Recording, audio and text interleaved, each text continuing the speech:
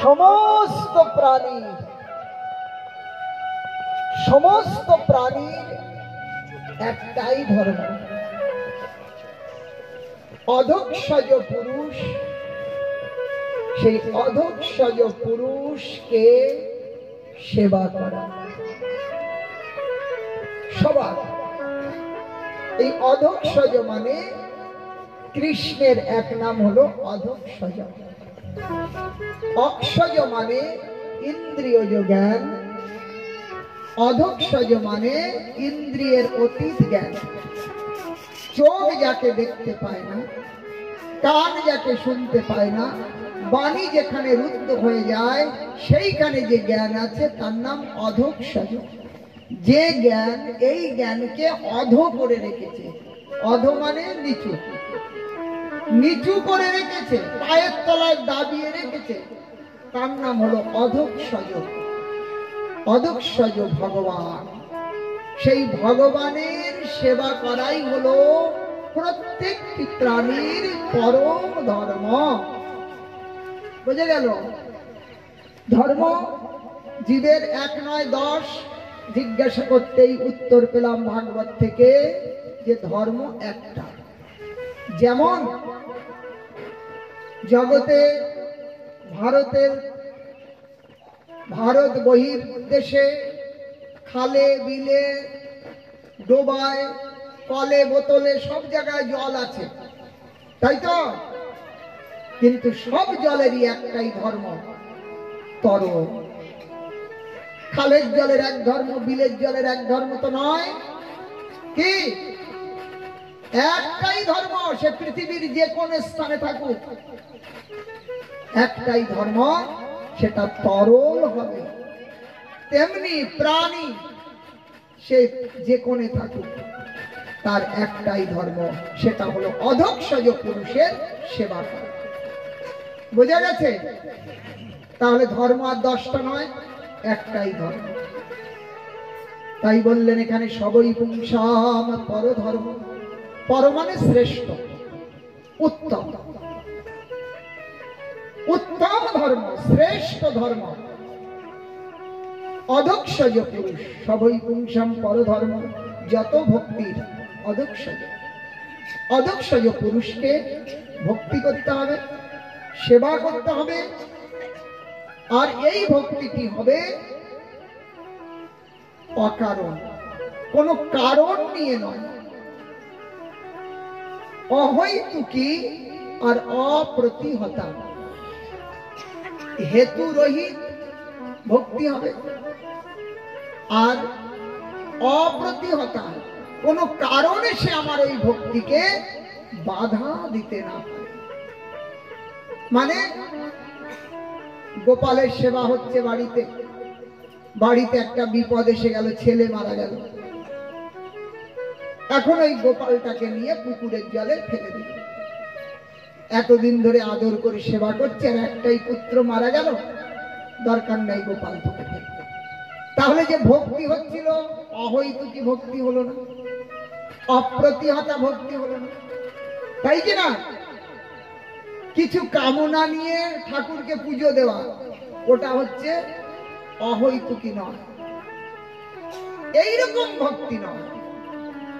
কৃষ্ণ সেবাই আমার ধর্ম। শ্রীবাসের পুত্র মারা গেছে, আর শ্রীবাস নাচছে, তাই না? বাড়িতে মরে পড়ে আছে, সবাই কান্নাকাটি করছে, শ্রীবাস গৌরের সাথে নাচছে, বলছে ও তো মরে। কোন স্তরে গেলে এরম হয় যে আমি জন্মেছি, আমি মরব? আমাদের পতি একদিন সবাই মরে যাবে, পতিরাও জানে আমার পত্নীও মারা যাবে। তাহলে যদি আমরা মারা যাই, এটা যদি সত্য হয়, তাহলে তার জন্য কান্না কেন হবে? এটা তো পরিষ্কার কথা, আমি মরব, এটা তো একেবারে পাকা। সূর্য উঠেছে, ডুববে, এটা পাকা। যদি আপনি না কাঁদতে পারেন, আর সেই না কাঁদবার ভাবটা আসবে যখন ওই অচিন্ত তত্ত্ব ভগবানের সঙ্গে জুড়বেন, তখন আপনার চোখে জল আসবে না। বলে এ তো মরার জন্য আমরা সব মরা লোকগুলো এখানে বসে আছি, এগুলো সব বসে আছে কি মরালো। কাল সকালবেলা শুনলাম যে ওই অমুক বাবু চলে গেছে, মরাই তো বসে আছি আমরা।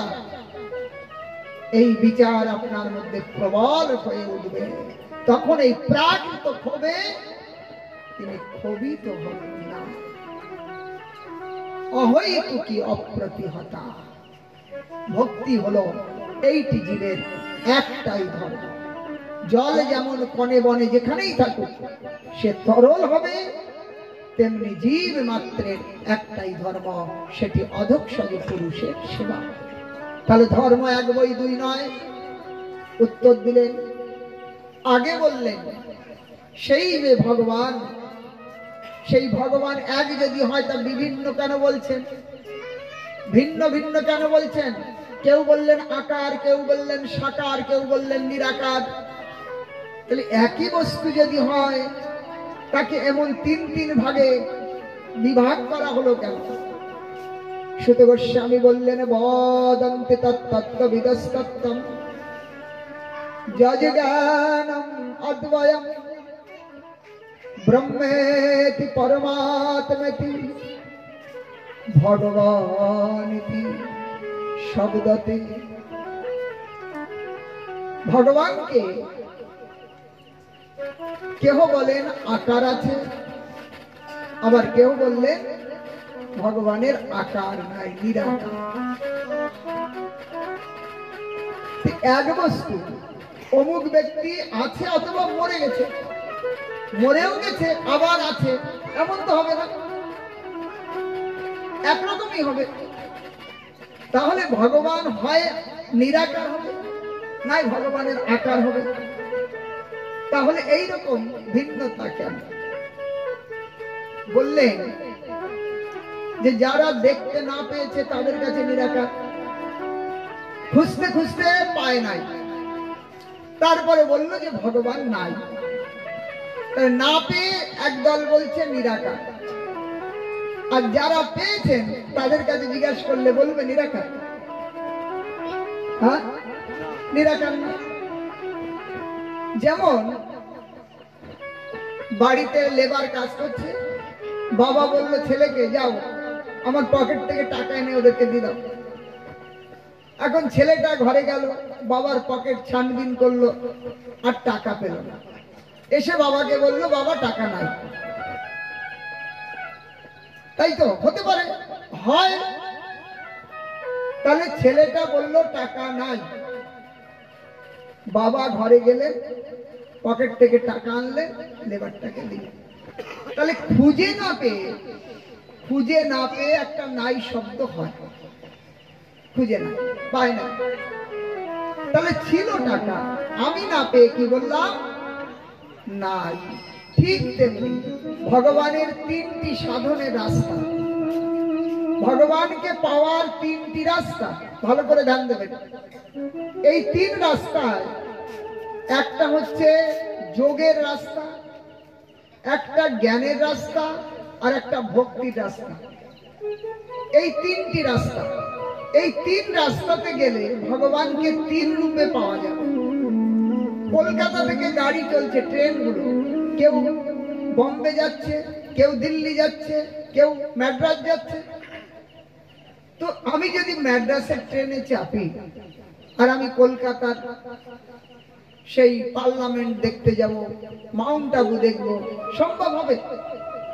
সম্ভব হবে না। আমি তো চড়েছি একটাই, আর দেখতে পাবো কি করে? তেমনি এই যে জ্ঞানের যে রাস্তা, তাকে জ্ঞানী বলা হয়। এই জ্ঞানীদের রাস্তায় যদি আপনি চলতে থাকেন, তাহলে আপনি সেই জ্ঞানের রাস্তার উপাস্য বিষয় হলো নিরাকার ব্রহ্ম। ব্রহ্ম দর্শন হবে, ভগবান দেখতে পাবেন না।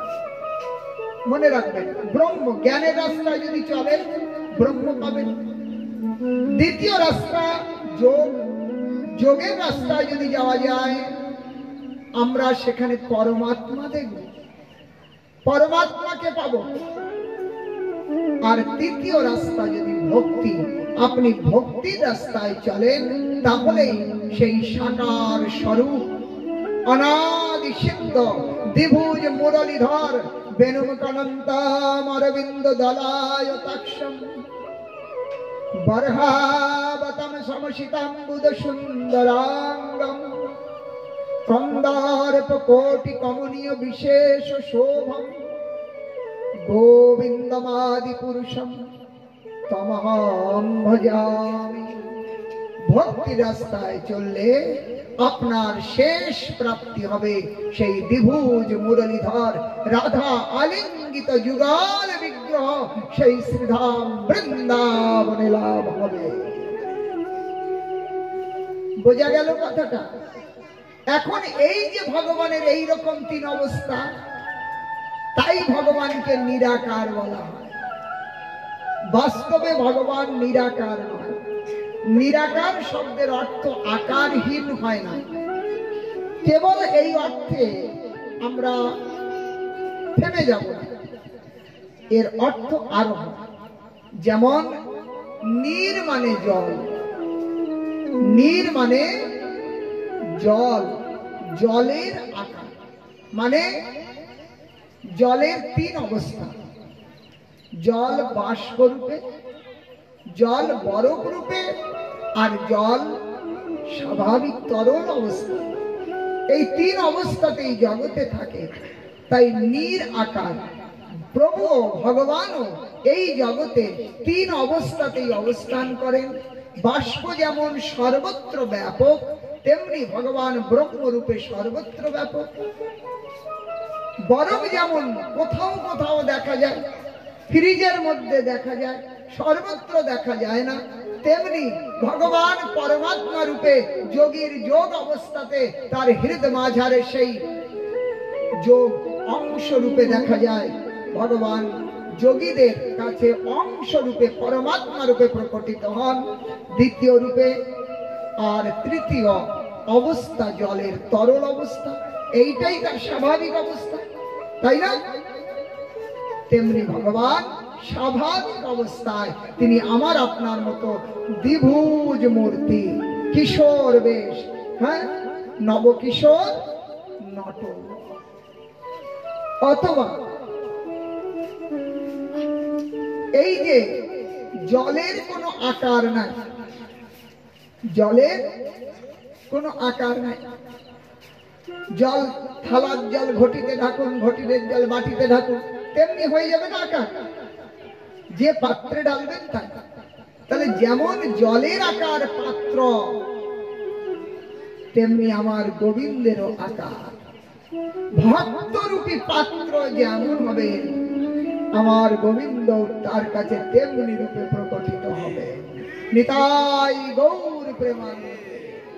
গোপীদের কাছে ছোট্ট গোপাল থেই থেই করে নাচছে, প্রহ্লাদের কাছে নরসিংহ, কংসের কাছে বিরাট একেবারে মৃত্যুর ভোজপথের বিরাট বিদূষণ।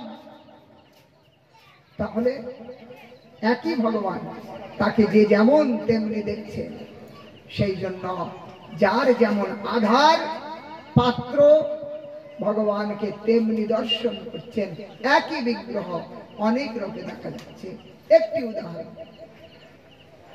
আপনি